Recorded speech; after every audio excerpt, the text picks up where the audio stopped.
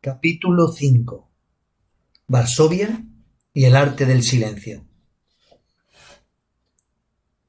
El aeropuerto, recién remozado para el último europeo de fútbol, en primer lugar me enseñó que Varsovia no se escribía en polaco con V, sino con una doble V doble, así, Warszawa, presagio de una serie de complicaciones lingüísticas que podían incrementar mi incompetencia habitual. En segundo lugar, me reconfortó que recibiera al pasajero con la firma musical de uno de los más grandes artistas de todos los tiempos, Chopin, que da nombre al aeropuerto, convertido aquí en Chopina por obra y gracia de las declinaciones de un idioma cuyo saludo, como pude comprobar de inmediato, es una filigrana consonántica que recuerda a un estornudo. Chesch. Advertí enseguida que se trataba de la misma jerga indescifrable para un latino que repetía el bucle contestador del móvil.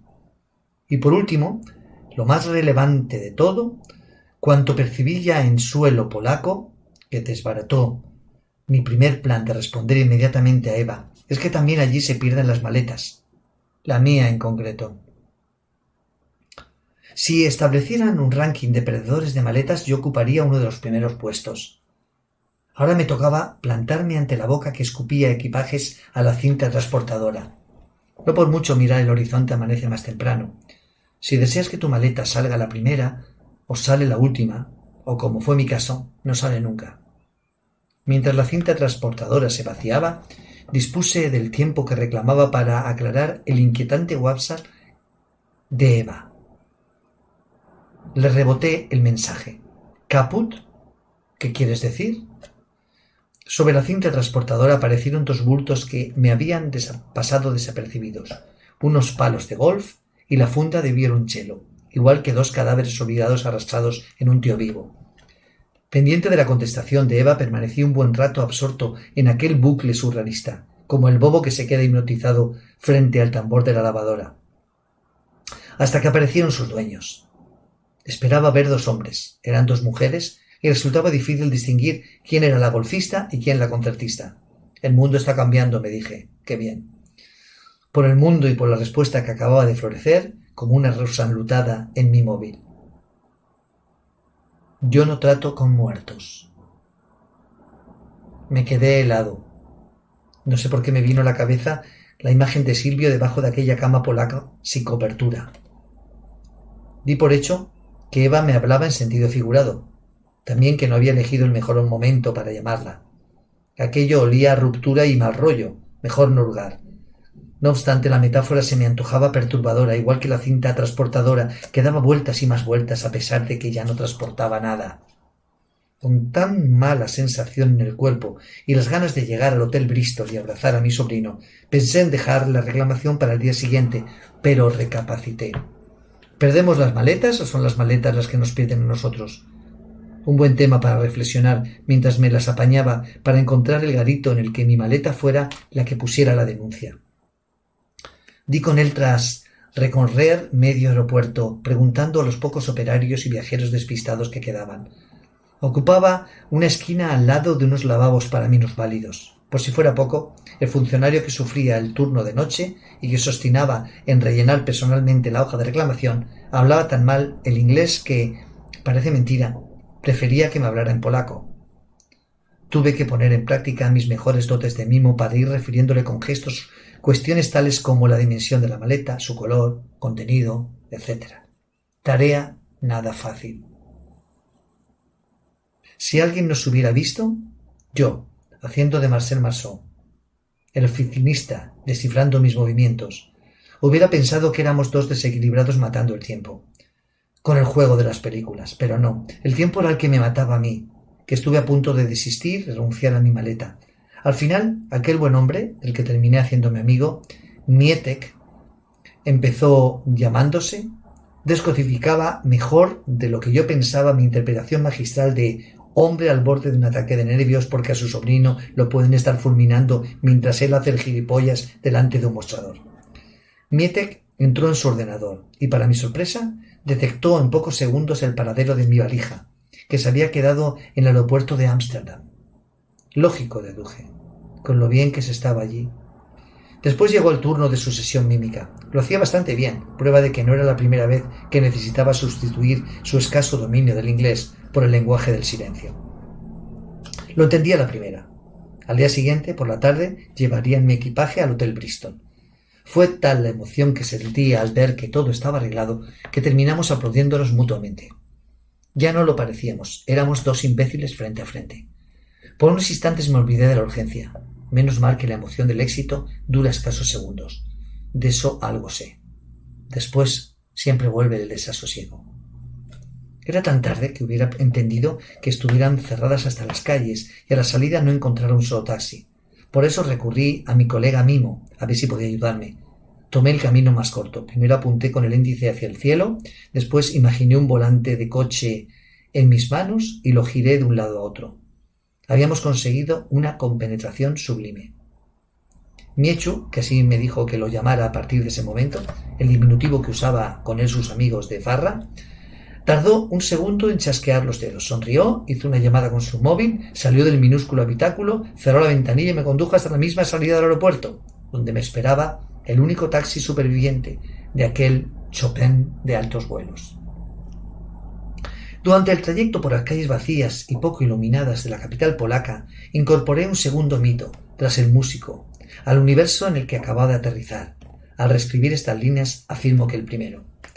Juan Pablo II, aquí más conocido por Jan Pavel II, un auténtico héroe local, como reza, nunca mejor dicho, una de las grandes avenidas que cruzan la ciudad, presidida por una enorme estatua del pontífice que parecía marcarnos el camino hasta el Bristol. Mi móvil, mientras tanto, persistía en su desesperante autismo. De madrugada todos los hoteles son pardos, independientemente de las estrellas que luzcan en sus galones. El Bristol es un hotel de lujo situado en el corazón de la ciudad, a pocos metros del Palacio Presidencial. Zombie como iba, entré con mal pie en su maldita puerta giratoria. No calculé bien el momento en que debía salir y la fuerza centrífuga o lo que sea me lanzó despedido como una peonza en dirección a la recepción. Vamos, que me pegué un batacazo y caí de morros estampado contra la moqueta. Entre la penumbra, como un trapo tirado, sentí la dolorosa impresión de que allí dormía a pierna suelta hasta la impresionante lámpara imperial que desde el techo me amenazaba con sus cientos de cristales apagados. Cuando recuperé la verticalidad en mi portátil, sin nadie a mi alrededor, eso creí, para bien de mi orgullo, me costó recobrar la conciencia de en dónde me había metido. El vestíbulo era enorme, y por lo que me dejaban entrever los pocos apliques que matizaban la oscuridad, de muchos quilates. Joder con los dentistas, cómo se lo montan. Artesonado en las paredes, suelo que parecía terciopelo, sillones vintage, un sofá circular tapizado en azul esmeralda ocupando la isla central de la sala. Aquello rezumaba una modestia de lo más deco. El último congreso anual que hicimos los dramaturgos lo celebramos en un hotel a las afueras de Zamora, en pleno invierno. Se averió la calefacción y tuvimos que calentar los debates a hostia limpia. En aquel ambiente que ahora pisaba no nos hubiéramos atrevido. Mi corazón latía con doble ansiedad, la del que sale ileso de semejante leche y principalmente la de quien espera tan intensamente un momento como aquel. Por fin estaba allí y mi sobrino cruzaba los dedos. Posiblemente también. Solo faltaba dar con él. Permanecí inmóvil unos segundos sin saber qué hacer. El reloj situado sobre la celtilla de las llaves marcaba las 3 de la madrugada. Súbitamente, como uno de esos muñecos de guiñol, irrumpió tras el mostrador la cabeza rubia desmelenada de un joven recepcionista que se esforzaba por disimular que lo había sorprendido durmiendo, algo que sin duda tendría prohibido. Para congraciarme con él, lo saludé intentando imitar el vocablo estornudo que tanto había escuchado en las últimas horas, pero debí estornudar con mal acento, porque lo único que conseguí es que me mirara como si yo fuera un extraterrestre, antes de que un bostezo le impidiera articular palabra. Sonreí. Era lo único que se me ocurría para intentar romper el hielo y ganarme su confianza. Creo que no lo conseguí. Me miró de arriba abajo. Reconozco que mi estado dejaba mucho que desear tras el piñazo. Además, iba solo con el maletín de mi portátil. Parecía todo menos un candidato a reservar una habitación en semejante establecimiento de alto standing. Tocaba expresarse en comanche. Palabra a palabra intenté explicarle que el doctor Santos estaba hospedado allí. Le hablé del Congreso de Estomatología, del que quedaban restos de la programación en un panel junto a los ascensores.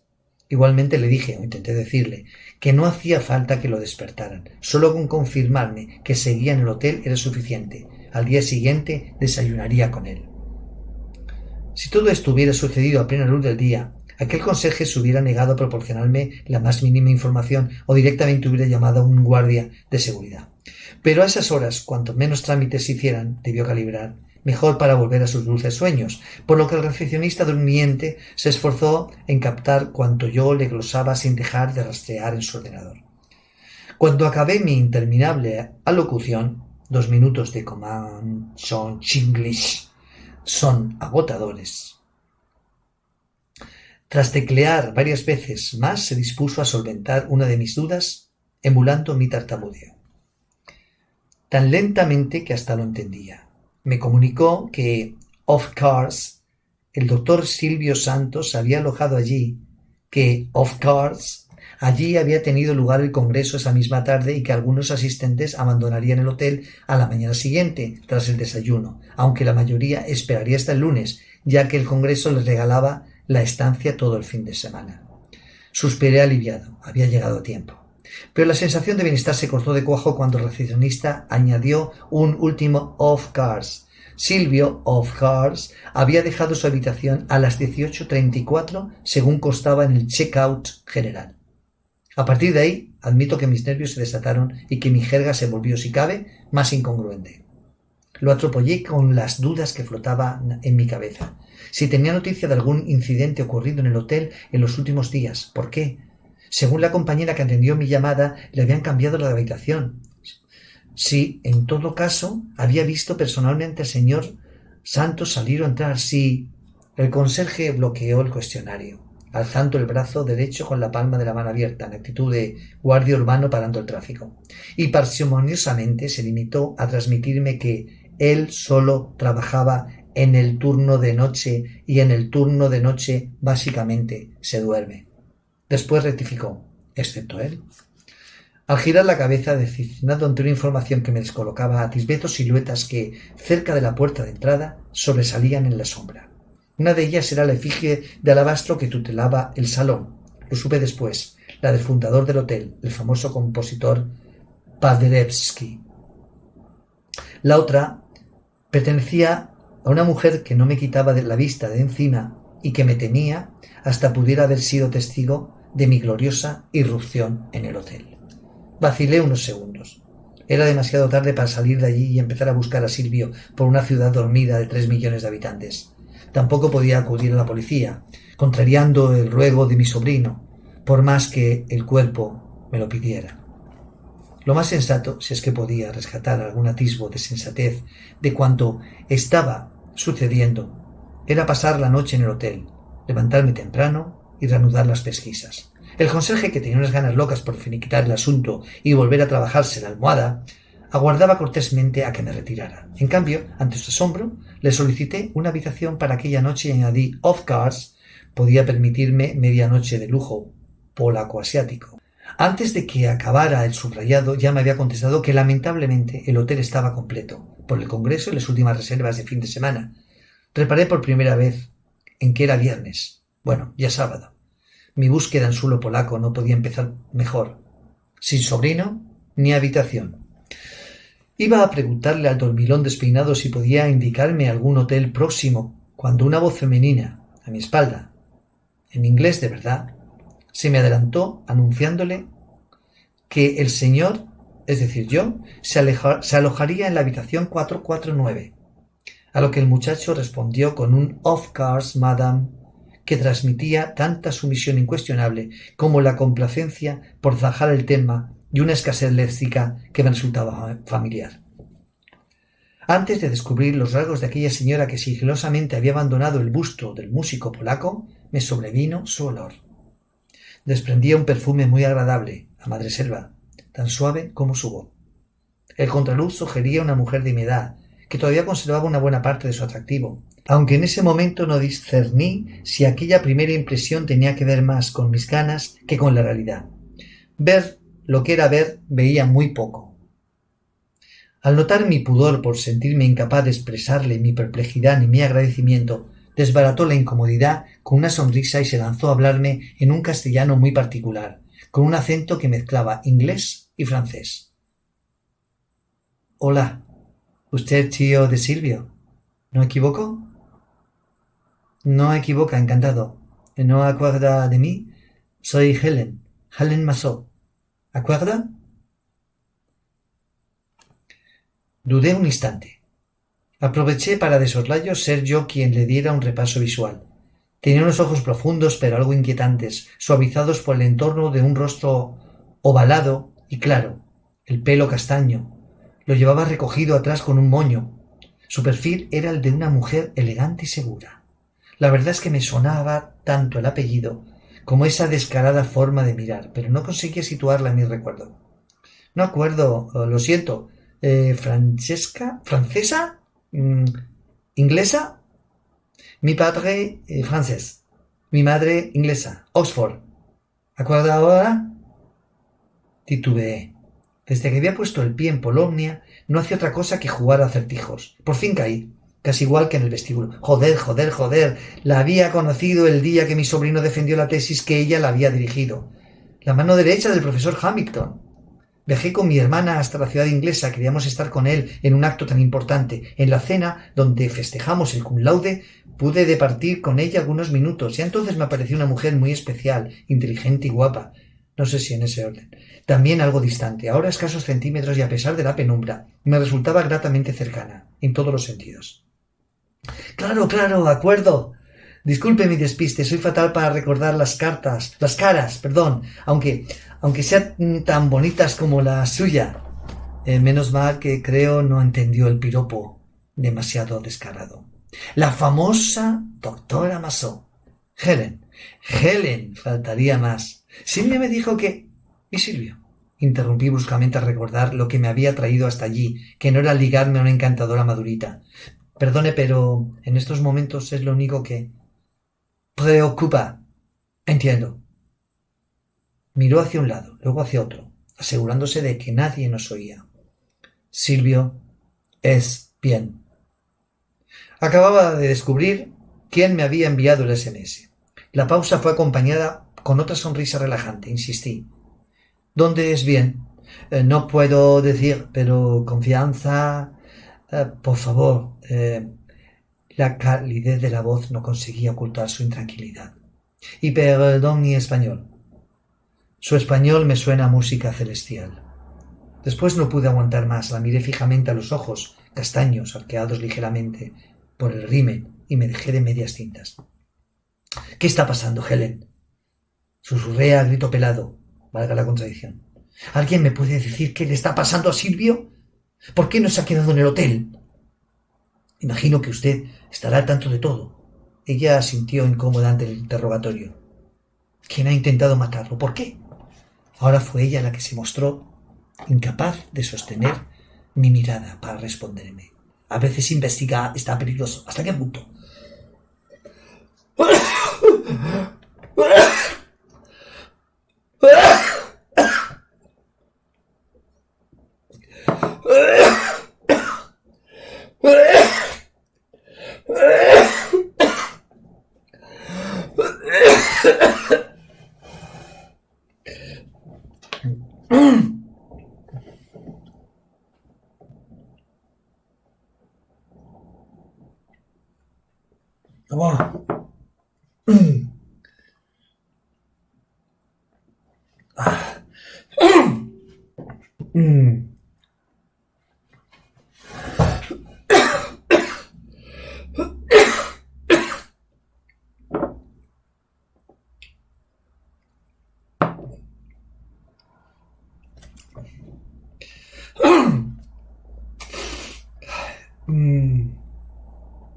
Tampoco sé si entendió esto último. Volvió a mis ojos. Solo le costó un par de segundos derretirlo. Usted cansado y nervioso. Ahora descanso. Mañana todo más fácil. ¿Maleta? Preguntó señalando la funda de mi portátil. La maleta se perdió en el camino. Solo ordenador. Menos mal, tío escritor. No tenía ni idea de lo que le podía haber contado su discípulo favorito acerca de mis escarceos literarios. Por si acaso me permití seguirle la corriente, haciéndome pasar por el intelectual que no era. Podía ser de utilidad, a la larga, o a la corta. Sí, era su tío, y era escritor, o algo que se le pareciera. También a ella se le veía fatigada. Supuse que había estado esperándome a instancias de Silvio después de que recibiera mi último SMS. Me pidió con un gesto que la siguiera hasta el ascensor. Me despedí del recepcionista, Mr. Of Course, cuyas pestañas estaban deseando perderme de vista, y crucé el vestíbulo. En todos los ascensores el silencio tiene eco. En aquel reverberaban hasta mis lagunas mentales. Gracias por conseguirme una habitación, pronuncié al fin justo antes de que nos detuviéramos en la cuarta planta, y por enviarme el mensaje de parte de Silvia. Ella no contestó, frunció la nariz con un mohín que no terminé de entender. Tomó la iniciativa y me guió hacia la puerta número 449. Pasó la tarjeta magnética sobre la ranura y sutilmente me invitó a que entrara. Bienvenido a mi habitación, tío escritor. Aquella mujer era coleccionista de sorpresas. ¿Su habitación? Pensé que... Abrió la puerta como quien le quita el celofán a un regalo y después activó la luz, que descubría un paisaje muy acogedor. O mi habitación, o patitas calle. Mejor, mi habitación. Entré. El dormitorio era confortable y espacioso. Sobre las paredes pintadas de color marfil, a tono con una mesa ovalada y un sillón muy historiado, colgaban unos cuadros que recordaban la omnipresencia del río Vístula en la ciudad. A mis pies, solo una cama, una majestuosa cama de matrimonio en el centro, muy comprometedora, y detrás, ella y su arrebatadora fragancia de madreselva. ¿Dónde está el sofá? Fue lo único que mi ingenuidad aceptó a preguntar. No sofá, solo silla, estilo Luis XV, incómoda. Necesita dormir. Mejor cama. Usted derecha, yo izquierda. ¿Ronca? Duré en mentir. Sí, como la bocina de un barco. No sé qué es bocina, pero conozco remedio. Tomó la iniciativa y fue directa al cuarto de baño para, conjeturaba yo, desvestirse y cubrirse con el pijama, camisón o, la imaginación tiene alas lubricantes, lo que fuera a vestir sus sueños. Aproveché para quitarme cuanto antes la ropa, incluidos los calzoncillos, meterme bajo el edredón, esquinando mi desnudez sobre el borde de la cama y hacerme pudorosamente el caballero durmiente. Un instante después oí cómo apagaba la luz y, gatunamente silenciosa, entraba por el lado opuesto y me susurraba al cogote unas buenas noches que olían igual que su piel. La brisa de su aliento erizaba mi espina dorsal. Después, al girarse, no sé si a propósito, me rozó levemente. Su picardía invisible, tejido con unas gotitas de madreselva, era todo un brindis a la verticalidad. Y arrullado por una seducción que vivía no en el piso de arriba, sino a escasos milímetros de mi espalda, aquella noche la doctora Helen Massot me enseñó, sin tocarme siquiera, cómo el deseo a punto de nieve, aunque no cuaje, puede ser un método infalible para dejar de roncar.